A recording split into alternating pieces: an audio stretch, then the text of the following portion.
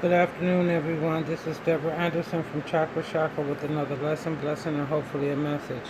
Father, I ask that you come into the room and you speak to me and through me that someone may get a lesson, blessing, and hopefully a message. Our Father, which art in heaven, hallowed be thy name. Thy kingdom come, thy will be done on earth as it is in heaven. Give us this day our daily bread and forgive us our debts as we forgive our debtors. Lead us not into temptation, but deliver us from evil. For thine is the power, the kingdom, and the glory forever and ever. Hallelujah. Yah has not given us the spirit of fear, but power, love, and a sound mind. No weapon formed against us shall prosper. Any tongue that rises against us in judgment, Yah shall condemn, for we are the righteousness and the inheritance of the Most High Yah. Hallelujah. All right, you guys. Today the lesson is coming from the book of Daniel, chapter 5, verses 1 through 31. And I'll start reading at verse 1. Belshazzar, king, made a great feast to 1,000 of his lords, and drank wine before the 1,000.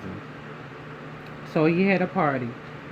The king, the son of Nebuchadnezzar, he threw a party and he invited 1,000 of his lords. That means other kings and things of that nature from other provinces. Let's keep going. Belshazzar, while he tasted the wine, commanded to bring the golden and silver vessels which his father Nebuchadnezzar had taken out of the temple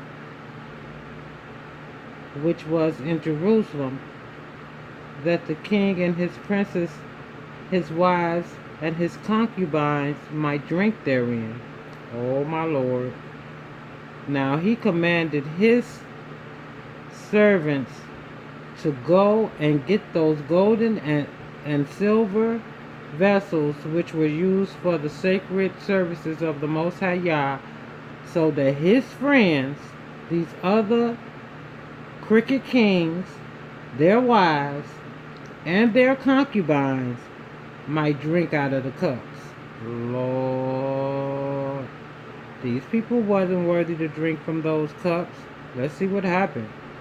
Then they brought the golden vessels that were taken out of the temple of the Most High Yah, which was at Jerusalem, and the king and his prince, his wives, and his concubines drank in them. They drank wine and praised the gods of gold and silver and of brass and of iron and of wood and of stone. Oh my Lord.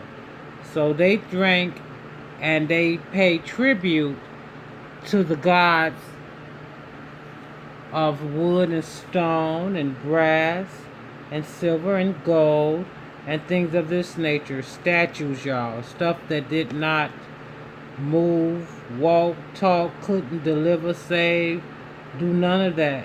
They gave the Most High Yah no honor. Lord, have mercy on his soul. And the same hour came forth fingers of a man's hand, and he wrote over against the candlestick upon the plaster of the wall of the king's palace. And the king saw the part of the hand that wrote. So the king was seeing the hand of the Most High Yah right upon the wall. A message for him. Oh Lord, I know he must have freaked out to be able to see something like that.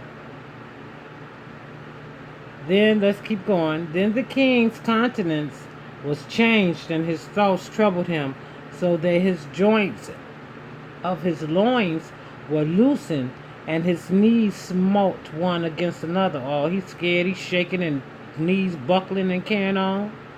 Lord, he know he done made a mess. Oh wow, he done made a mess of things. He done made a big mistake. Let's keep going. Lord have mercy. He put his lips, his concubine's lips, and everybody's lips. These people that wasn't worthy to be drinking out, he let them drink, Lord. Okay, let's keep going. We have verse 7. The king cried aloud to bring in the astrologers, the Chaldeans, and the soothsayers.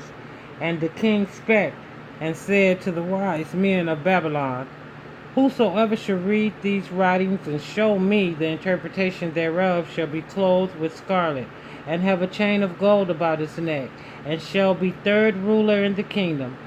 Then came in all the king's wise men, but they could not read the writing, nor make known the king's interpretation thereof.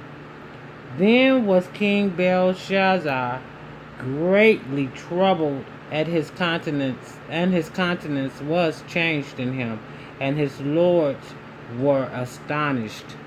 Lord, they sit here and watch this man go from being all pumped up in pride to being scared out of his mind, because he know he had just sinned and defiled the Most High sacred utensils that he used for his sacred services. Lord. Now the king, by reason of the words of the king and his lords, came into the banquet. She came into the banquet house, and the queen spake and said, O king, live forever. Let not thy thoughts trouble thee, nor let thy countenance be changed. She's saying, keep your same spirit. Don't let your spirits be low, because there is a man in the kingdom who is the spirit of the holy gods. Okay?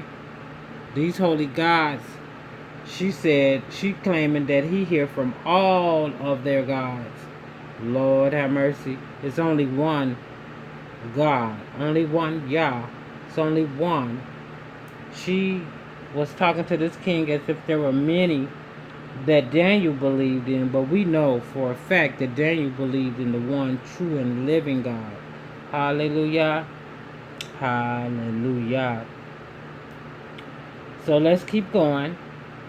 She said that he had the spirit of the holy gods in the days of thy father's light and understanding and wisdom, like the wisdom of the gods, and found in him whom the king Nebuchadnezzar thy father, the king, I say, thy father, made master of the magicians, astrologers, Chaldeans, and the soothsayers. Hallelujah.